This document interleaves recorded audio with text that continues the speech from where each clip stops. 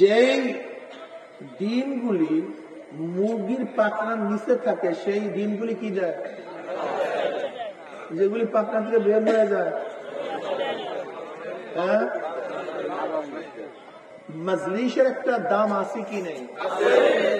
বুঝে নেই, হুদুদ হুদুদ এরিয়ার একটা বিশাল দাম আছে, হেরেমের একটা হুদুদ আছে, কাবার কি আছে, একটা এরিয়া আছে। যদি এরিয়ার মধ্যে নামাজ পড়েন এক রাকাতে কয় রাকাতের সওয়াব? 1,00,000 রাকাতের সওয়াব। যদি একটু রেয়াজের বাইরে গিয়ে পড়েন, কথা বলেন, হবে। কথাটা বুঝাতে পারি? মসজিদে নববীর একটা হুদুদ আছে, এরিয়া। এই এরিয়ার মধ্যে নামাজ পড়লে এক রাকাতে 50,000 রাকাতের সওয়াব। কিন্তু এরিয়ার বাইরে গিয়ে যদি পড়েন, কথা বলেন, রেখার মধ্যে থাকিয়ে যদি গোল করেন, গোল হবে। যদি রেখার বাহিরে চলে যান, গোল হবে না। হ্যাঁ, এই হুদুদের একটা দাম আছে কি না? এরিয়ার একটা দাম আছে, বিশাল দাম। এরিয়ার মধ্যে থেকে বয়ান শোনা, এই মাজলিসের মধ্যে থাকিয়ে বয়ান শোনান, মাজলিসের বাহিরে বয়ান শোনান, কথা বলেন। এইটা হলো মুরগির পাখনার নিচে। এখানের অবস্থাটা কি জানেন? এই আপনাদের সাতক্ষীরার মানুষ ইটের সাথে বেশি জড়িত, কি কথা ঠিক না? খোলার সাথে বেশি জড়িত না? আপনি দেখবেন যে ইটটা একটু পাশে থাকে 1 নম্বর হইতে চায় না, যে ইটটা অন্য 1 নম্বর ইটের সাথে থাকে সেটা কয় নম্বর হয়ে যায়? অথচ একেবারে কিন্তু একটু খারাপ 1 নম্বর হবে, ওটা 2 নম্বর হয়ে যাবে, 3 নম্বর হয়ে যাবে। কিন্তু একটু চাপিয়ে পড়ছে, একটু চাপে আঙুল একটু বেশি লাগছে, মাত্র 2 সুতা ডিফারেন্স, 2 সুতা 2 নম্বর হয়ে গেছে। 2 সুতা ডিফারেন্সের কারণে কয় নম্বর হয়ে গেছে? 1 নম্বর হয়ে গেছে। এত বুঝাতে পারছি? হুমুল জুলাসা লা ইয়াশকা জালিসুহুম। নবী আলাইহিস সালাতু ওয়াস সালাম মজলিসের একটা গুরুত্ব ছিল। তার মজলিসে তাকে যে দেখছে এই 6 চক্ষে, সেই সাহাবী হয়েছে। কিন্তু তাকে যারা দেখে না, সে সাহাবী মর্যাদা লাভ করতে একটা ব্যাপার স্যাপার আছে কি নেই? মারাত্মক ব্যাপার স্যাপার আছে। এর জন্য মাজলিসে বসবেন। মাজলিসে বসলে ফায়দাটা কি? আপনার চোখে পানি নাই, কিন্তু আরেকজনের চোখে পানি আসছে, দেখবেন তার সাথে থাকার কারণে আপনার চোখে তো পানি শুরু হয়ে গেছে। কিন্তু রুমের মধ্যে থাকেন কিয়ামত পর্যন্ত, আপনি কিন্তু যেই সদরুদ্দে সদরুদ্দে। আমাদের দায়িত্বশীলদের এখন ফায়দা হয় না কেন? কারণটা কি? দায়িত্বশীলরা এলাকায় যখন মফস্বল মাহফিল গুলিতে আসে তখন দায়িত্ব পালন করে, মাহফিল শোনে না। মাসিক ইজতেমায় দায়িত্ব পালন করে, মাসিক ইজতেমার কাজ করে না।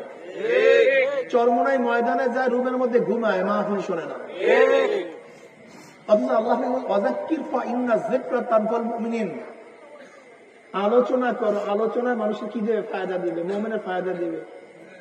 এরা আলোচনা শুনতে চায় না, আলোচনা বসতে চায় না। এর জন্য শয়তানে কখন পাইছে নিজেরও খবর থাকে না। যাই হোক, এর জন্য মাজলিসে বসবেন, মহাব্বত সৃষ্টি করবেন। চরমনের দাওয়াতি কাফেলাদের কাজ হলো মানুষকে দাওয়াত দেয়। কি দাওয়াত? আজকে এই মাহফিল করছেন কেন? সবাই তাকায় গেছে আমার দিকে, জবাব দেন। কেন এখানে আসছেন কেন? দাওয়াত দেওয়ার জন্য, দাওয়াত পাওয়ার জন্য, হেদায়েতের জন্য, আল্লাহকে পাওয়ার জন্য। কথা ঠিক না? এখানে আমরা আসছি কাকে পাওয়ার জন্য? আপনার উচিত ছিল কি আরেকজন মানুষকে দাওয়াত দেয় না? আচ্ছা, আজকে এই মাহফিলে 100 লোক দাওয়াত দিয়ে নিয়ে আসছেন, 100। এরকম কি কে আছেন? হাত তোলেন তো। 100 লোক নাই। আচ্ছা, 50 জনকে দাওয়াত দিচ্ছেন আজকে মাহফিলে আনার জন্য, আসার জন্য, এরকম কি কে আছেন? 50 জনকে, 50 জন। আচ্ছা, হাত না দেন। আচ্ছা, 20 জন দাওয়াত দিচ্ছেন, এরকম কি আছেন? 10 জন দাওয়াত দিচ্ছেন। আচ্ছা, কমপক্ষে একজনকে নিয়ে আসছেন, আজকে একজনকে সাথে নিয়ে আসছেন, এরকম কয়জন আছে? একজনের সাথে নিয়ে আসছেন। বুঝছেন? এই কাফেলা মরার দ্বার প্রান্তে চলে গেছে। এই কাফেলাটা মরা ধ্বংস হওয়ার দ্বার প্রান্তে চলে গেছে। আর বেশি সময় লাগবে না, আল্লাহ না করে এইভাবে চলতে থাকলে আর বেশি মরতে সময় লাগবে না। এক সময় মুজাহিদদের অবস্থা ছিল একটা মাহফিল হওয়ার আগে পাগল হয়ে যেত। তখন কে সদর, কে সেক্রেটারি, কে সভাপতি, কি আমাকে জিগাইলো, কি জিজ্ঞাসা করলো না, এই চিন্তা তাদের ছিল না। তাদের মাথার মধ্যে চিন্তা থাকতো হুজুরের বয়ানে নিয়ে যাব, মাহফিলে নিয়ে যাব, আল্লাহ যদি একটু কবুল করে নামাজ পড়া। তাদের মাথার মধ্যে ছিল এইটা।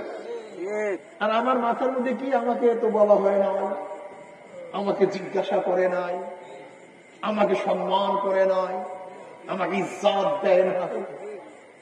আগেকার মুজাহিদের মাথার মধ্যে ছিল একজনকে কিভাবে নামাজি বানাবো।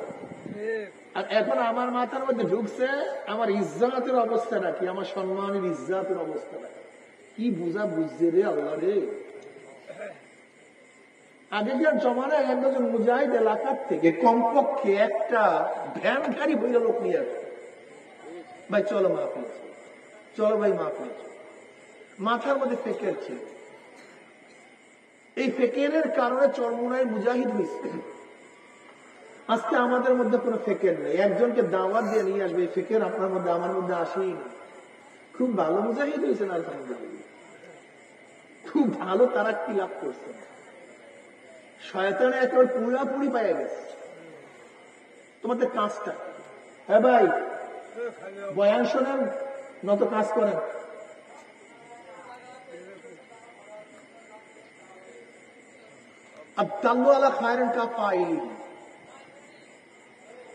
আমি চরমনার থেকে এখানে আসছি, আমি ফয়জুল করিম।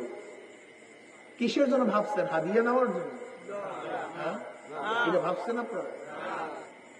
ঈদ 2-3 দিন পরে এত কষ্ট করে একটা মাহফিলের জন্য সাতক্ষীরা পর্যন্ত আসছি, ইয়ারকি করার জন্য আসছি, ইসলামি করার জন্য আসছি, এই আল্লাহ বলা লোকদেরকে আল্লাহর সাথে মিলিয়ে দেওয়ার জন্য আসছি, দেওয়ার জন্য আসছি। হ্যাঁ,